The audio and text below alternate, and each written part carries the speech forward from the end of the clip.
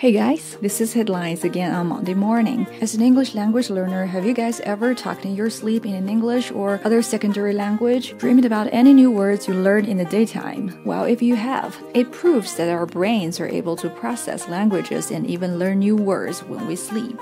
Today's article is from BBC News, revealing some facts about why we can dream in more than one language and how to put it into use to boost your language learning. At first glance, it may not seem surprising that many multilinguals who juggle different languages during the day, and even people who are only beginning to learn a foreign language, also use those languages in their dreams. Multilinguals are people who are able to speak more than one language. Technically, we're all multilinguals. Switzerland is a multilingual country. Multilingual keyboard or typing, 多语言的键盘输入. Juggle different languages. This is what juggling is. There are so many things that you need to juggle. Say, juggle budgets and resources, juggle the obligations of job and family, juggle income and expenditure. At some point in the last 5 years or so, you could have learned the word Brexit, and that's a strong competitor to breakfast. A plethora of newsreaders and politicians came up with phrases like Brexit means breakfast and plowing ahead with a hard breakfast. To use the new word appropriately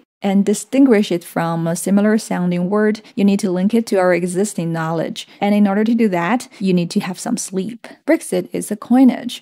脱欧是一个制造词，它和 breakfast 发音很相似。A plethora of is an excessive amount of, 过剩的、过量的。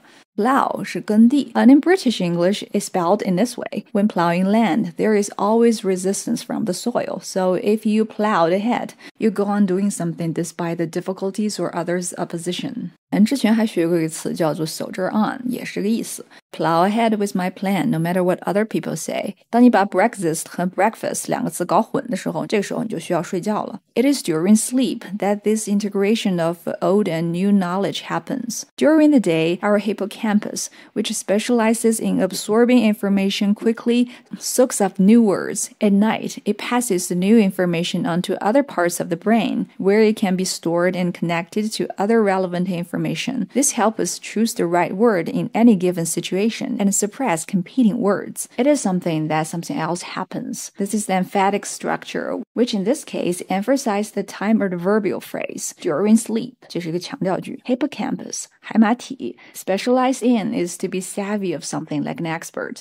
A professor specializing in modern Chinese literature, or a restaurant specializing in Spanish food. Soak up literally means to absorb liquid to get saturated. For example, in Haidilao, bread is used to soak up the excessive oil. If something soaks up budget or resources, it gets plenty of money and resources. Say college tuition soaks up half of his family income. Soak up something also refers to getting a lot of something inside or immersing in something because you enjoy it. You could say soak up the atmosphere, 沉浸在一个气氛当中, or soak up the sun, 晒太阳. Suppress is to block, to retain, or hold back something. 像镇压呀、抑制啊，都可以用 suppress. The objects of suppress could be various. Say suppress illegal activity, suppress the report or information, suppress a feeling or a smile, suppress the immune response, or suppress inflation. 白天大脑的海马体学习吸收新的知识，到了晚上它会把这些知识传给大脑的其他部分，用于存储和关联。在 Brexit 和 breakfast 这个 case 当中呢，它帮助我们去选择正确的词汇，压制那些易混淆冲突的词汇。这里 competing 是矛盾冲突的 competing demands or explanations or claims. In a separate study by the team, participants were played Japanese words in their sleep, along with sounds that hinted at their meaning. For example, the word inu was played together with a barking sound. When awake, the participants were able to correctly associate the words heard during the light sleep phase with relevant pictures, with a better-than-chance outcome. Pairing inu with the picture of a dog, for example. However, when it came to the words played during the REM phase, the outcome was no different from chance. Better than chance, more than chance, or higher than chance, greater than chance, 比偶然的几率会更高。No different from chance, or no more than chance, 就是和普通几率差不多。这个实验呢是在人睡着的时候去播放日语单词和它对应的声音，结果向处于浅度睡眠的参与者播放这些声音的时候，最后他们能关联声音和单词的几率会高于偶然。而在 REM phase, rapid eye movement, 快速眼动这个阶段播放这些声音的话，最后被辨认出来的几率和偶然发生的这种几率差不太多。There are other ways we can use sleep to learn languages.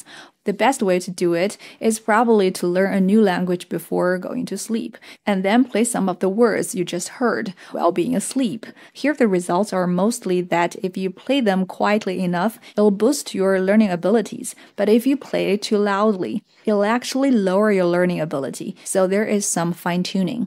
Another professor recommends studying new words during the day, but at night to focus on getting enough sleep, and the brain will do what it needs to do.